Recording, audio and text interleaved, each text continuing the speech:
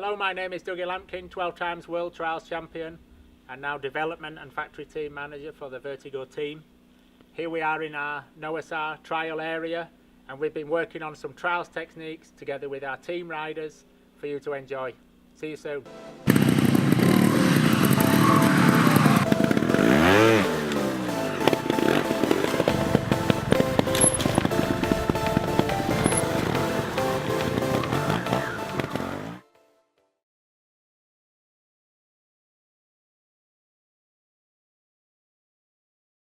When you start with the front wheel touching the rock. This is one where people always seem to lose their balance, and there's a few easy tips to help you keep on a good line and prepare yourself to go.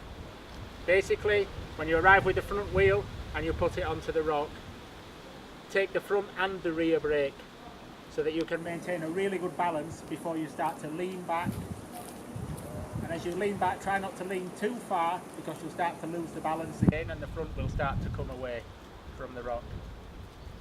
When the body starts to push forward, you must release the clutch and the front brake at the same time, not at a different time, while maintaining the body weight going forward, and the bike and you will arrive to the top of the step. If it doesn't, it wasn't my fault, you need to try it again.